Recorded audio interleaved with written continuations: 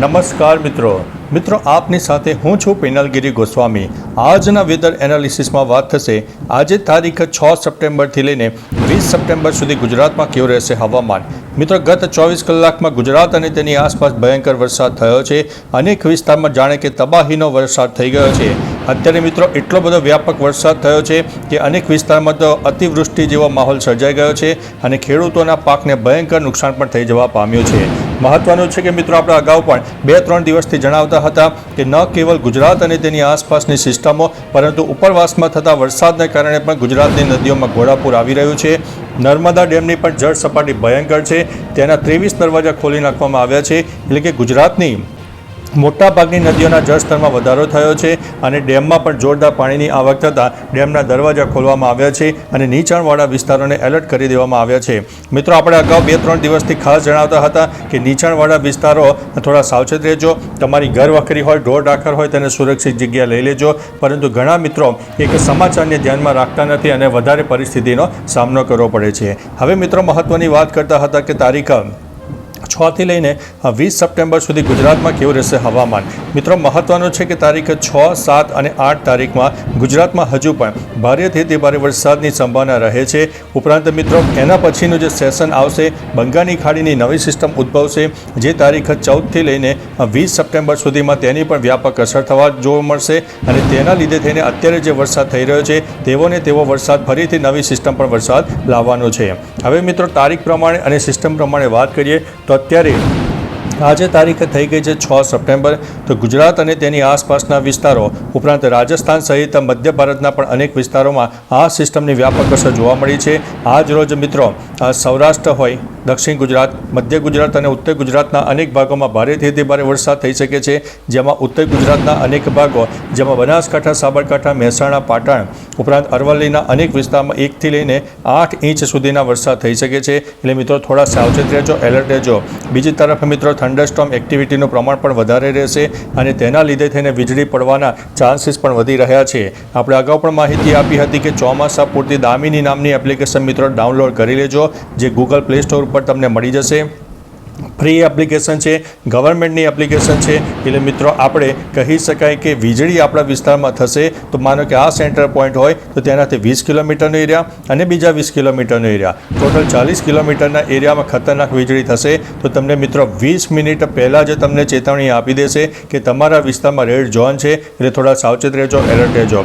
મિત્રો વિડીયો ચોક્કસથી લાંબી થશે પરંતુ આ બધું જણાવવું જરૂરી છે, કારણ કે જીવન અને જ્યાં ખતરો હોય ત્યારે આપણે હંમેશા તમને સાવચેતી માટે અવારનવાર સૂચન પણ આપતા હોઈએ છીએ। હવે મિત્રો આગામી તારીખ 7 સપ્ટેમ્બરની વાત કરીએ તો 7 સપ્ટેમ્બરે પણ આ જે સિસ્ટમ છે એનું વ્યાપક સ્વરૂપ જોવા મળશે, જેમાં ઉત્તર ગુજરાત, કચ્છના અનેક ભાગો હોય, મધ્ય ગુજરાતના પણ અનેક ભાગોમાં વ્યાપક અસર જોવા મળશે।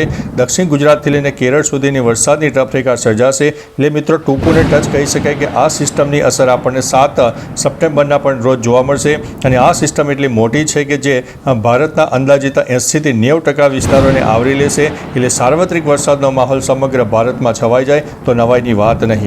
ત્યારબાદ મિત્રો તારીખ 8 સપ્ટેમ્બરની વાત કરીએ તો આ જે સિસ્ટમ છે એ પાકિસ્તાન તરફ ધીમે ધીમે આગળ વધશે। જતાં 8 સપ્ટેમ્બરના રોજ ઉત્તર ગુજરાત હોય, કચ્છ હોય ઉપરાંત મધ્ય ગુજરાતના ઉત્તર તરફના વિસ્તારોને અસર કરશે। દક્ષિણ ગુજરાતમાં પણ ભરે અત્યારે સિસ્ટમ ન દેખાય, પરંતુ દક્ષિણ ગુજરાત અને મધ્ય ગુજરાતના પણ અનેક વિસ્તારમાં મધ્યમથી થોડો વધુ વરસાદ થઈ શકે છે। ત્યારબાદ મિત્રો તારીખ 9 સપ્ટેમ્બરની વાત કરીએ તો 9 સપ્ટેમ્બરથી વરસાદની તીવ્રતામાં સામાન્ય ઘટાડો થશે। એ જે સિસ્ટમ છે પાકિસ્તાન તરફ આગળ વધશે, પરંતુ મિત્રો બીજી તરફ જણાવી દઈએ કે અરબી સમુદ્રના ભેજવાળા પવનો તો મળતા રહેશે, જેના કારણે થઈને લો ક્લાઉડ ફોર્મેશન થોડું તો સર્જાતું રહેશે।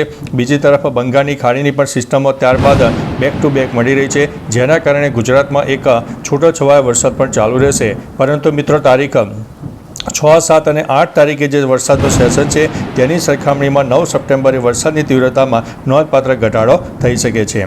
ત્યારબાદ મિત્રો તારીખ 10 સપ્ટેમ્બરની વાત કરીએ તો 10 સપ્ટેમ્બરે પણ સાર્વત્રિક વરસાદનો માહોલ જેવો લાગશે, પરંતુ સાર્વત્રિક વરસાદમાં થોડો ઘણો ઘટાડો થાય તેવી સંભાવના છે। ભલે અત્યારે તમને સેટેલાઇટ બેઝના માધ્યમથી ન દેખાય, પરંતુ 10મી તારીખે પણ છૂટોછવાયો વરસાદ શરૂ રહેશે। ત્યારબાદ મિત્રો તારીખ 11 સપ્ટેમ્બરે પણ કચ્છ હોય, સૌરાષ્ટ્ર હોય, ઉત્તર ગુજરાત, મધ્ય ગુજરાત અને દક્ષિણ ગુજરાતના અનેક ભાગોમાં છૂટોછવાયા વરસાદ રહે. સૌરાષ્ટ્રનો મધ્ય અને ઉત્તર તરફના વિસ્તારમાં વરસાદનું પ્રમાણ થોડું ઓછા જોવા મળી શકે છે.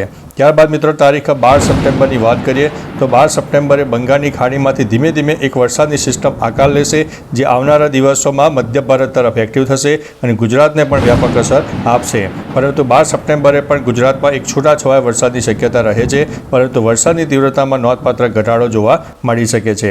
ત્યારબાદ મિત્રો તારીખ 13 સપ્ટેમ્બરે જોઈ શકો છો કે બંગાળની ખાડી વધુ એક્ટિવ થાય, સિસ્ટમ થોડી મજબૂત બનવાના, બોન્ડિંગ છે એ પણ બનવાના શરૂ થઈ જશે, જેના ભાગરૂપે થઈને મધ્ય ભારત અને દક્ષિણ ભારતના અનેક ભાગોમાં વરસાદ થશે. ગુજરાતમાં પણ છૂટોછવાયો વરસાદ તારીખ 13 સપ્ટેમ્બરની આસપાસ થઈ શકે તેવી શક્યતા છે.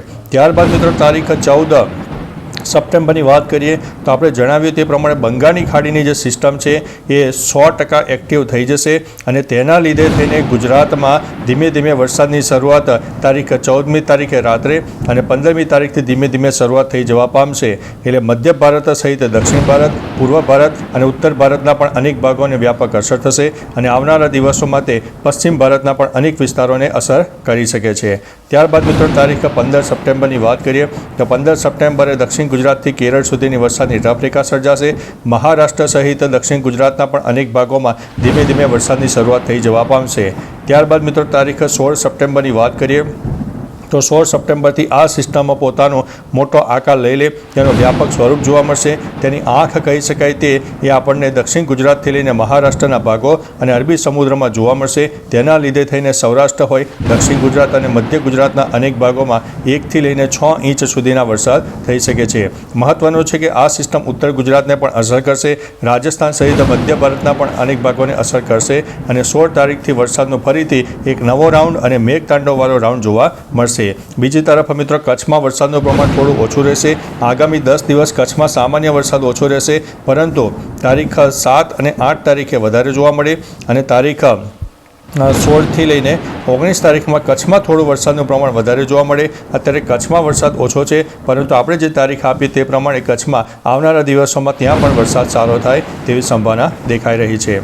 ત્યારબાદ મિત્રો તારીખ 17 સપ્ટેમ્બરની વાત કરીએ તો 17 સપ્ટેમ્બરે પણ સૌરાષ્ટ્ર સમગ્ર હોય, કચ્છ સમગ્ર હોય, દક્ષિણ ગુજરાત સમગ્ર હોય, તેમાં ભારેથી અતિ ભારે વરસાદ થઈ શકે છે.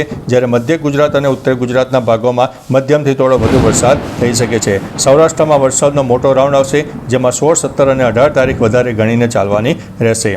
કચ્છના પણ પશ્ચિમ તરફના વિસ્તારમાં વરસાદની શક્યતા આ દિવસોમાં વધુ રહે છે. ત્યારબાદ મિત્રો તારીખ 18 સપ્ટેમ્બરની વાત કરીએ તો 18 સપ્ટેમ્બરે કચ્છ હોય, ઉત્તર ગુજરાત હોય, સૌરાષ્ટ્રનો ઉત્તરી પટ્ટો હોય, ઉપરાંત મધ્ય ગુજરાતના ઉત્તર અને પૂર્વ તરફના વિસ્તારમાં વરસાદની શક્યતા વધુ રહે છે.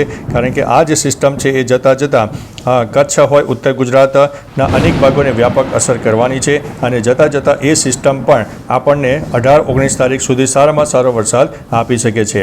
ત્યારબાદ મિત્રો તારીખ 19 સપ્ટેમ્બરની વાત કરીએ તો 19 સપ્ટેમ્બરે પણ સાર્વત્રિક વરસાદનો માહોલ રહેશે. અનેક વિસ્તારમાં 1થી લઈને 4 ઇંચ સુધીના વરસાદ વધારે સર્જાશે અને 19 તારીખથી લો ક્લાઉડ ફોર્મેશન અને ભેજનું પ્રમાણ બંને સમુદ્ર છે, અરબી સમુદ્ર અને બંગાળની ખાડી બંનેના મળશે, એટલે તેમાં પણ વ્યાપક અસર જોવા મળશે. ભલે અત્યારે તમને છૂટાછવાયા વરસાદ જેવું સેટેલાઇટ ઇમેજ લાગે, પરંતુ 29 તારીખે પણ સાર્વત્રિક અને ભારેથી અતિ ભારે વરસાદની સંભાવના રહે છે. અને અંતે મિત્રો તારીખ 20 સપ્ટેમ્બરની વાત કરીએ તો 20 સપ્ટેમ્બરે પણ ગુજરાતમાં એક સાર્વત્રિક વરસાદનો માહોલ જોવા મળે, જેમાં સૌરાષ્ટ્રને 1 નંબર ઉપર ગણીને ચાલવાનું રહેશે. દક્ષિણ ગુજરાત, મધ્ય ગુજરાતના મધ્ય અને પશ્ચિમ તરફના વિસ્તારો ઉપરાંત ઉત્તર ગુજરાતના પણ અનેક ભાગો, કચ્છના પણ અનેક ભાગોમાં છૂટોછવાયો વરસાદ રહે, પરંતુ સૌરાષ્ટ્રમાં વરસાદનું પ્રમાણ 20 સપ્ટેમ્બરે પણ જોવા મળશે. મિત્રો મહત્વનું છે કે જ્યારે 22 કહી શકાય કે 22 સપ્ટેમ્બરથી નવરાત્રિનું આયોજન થઈ રહ્યું છે, ત્યારે બંગાળની ખાડીમાં એક વરસાદની સિસ્ટમ સક્રિય થતાં નવરાત્રિમાં પણ છૂટોછવાયો વરસાદ રહે તેવી શક્યતા હાલ દેખાઈ રહી છે. બાકી મિત્રો આ એક પૂર્વ અનુમાન છે, તેમાં થોડા ચેન્જીસ થતા હોય છે, પરંતુ અવારનવાર અમારા વિડીયોના માધ્યમથી તમને તમામ પ્રકારની માહિતી આપતા રહીશું. હવે મિત્રો એક સેટેલાઇટ બેઝ અને ઇન્ફ્રારેડના માધ્યમથી સામાન્ય તમને જણાવીશું કે આવનારા દિવસોમાં વરસાદની શક્યતા હજુ પણ કેટલી વધુ રહે છે. મિત્રો તમે જોઈ શકો છો કે આજે તારીખ 6 સપ્ટેમ્બર છે, તો 6 સપ્ટેમ્બરે તમે જુઓ તો ક્લાઉડ ફોર્મેશનથી લઈને લો ક્લાઉડ ફોર્મેશન એટલા બધા મજબૂત છે કે જે ઉત્તર ગુજરાતને વ્યાપક અસર કરે, કચ્છના પણ અનેક ભાગો હોય, મધ્ય ગુજરાતના પણ અનેક ભાગોને વ્યાપક અસર થાય, દક્ષિણ ગુજરાતના પણ અનેક ભાગોને વ્યાપક અસર થશે. પરંતુ આજ રોજ મિત્રો ઉત્તર ગુજરાતના અનેક ભાગોમાં ભારેથી અતિ ભારે વરસાદ થાય, જેમાં 1 ઇંચથી લઈને 8 ઇંચ સુધીના વરસાદ પણ જોવા મળી શકે છે. મહત્વનું છે કે મિત્રો આગામી તારીખ 7 સપ્ટેમ્બરના રોજ પણ આ જે સિસ્ટમ છે એનું વ્યાપક સ્વરૂપ ચાલુ રહેશે, જેમાં ઉત્તર ગુજરાત સહિત કચ્છના અનેક ભાગોને વરસાદ જોવા મળશે. એકંદરે સાર્વત્રિક વરસાદનો માહોલ આપણને 6, 7 અને 8 તારીખે જોવા મળશે, પરંતુ આ વિસ્તારો વધારે પ્રભાવિત થશે, જે આગામી 24 થી 72 કલાક તેની વ્યાપક અસર જોવા મળશે. બાકી મિત્રો તમારા વિસ્તારમાં વરસાદનું પ્રમાણ કેવું છે, બફારો હોય, ગરમી હોય અને વરસાદ કેટલા ઇંચ પડ્યો, કેટલું નુકસાની થયું, તમામ પ્રકારની માહિતી વિસ્તારો સાથે આપજો, જેથી અન્ય મિત્રો પણ જાણી શકે. તો ચાલો મિત્રો ફરીથી દેશ અને દુનિયાના તાજા સમાચાર અને વરસાદની નવી આગાહી લઈને મળતા રહીશો. ત્યાં સુધી અમને રજા આપશો. નમસ્તે.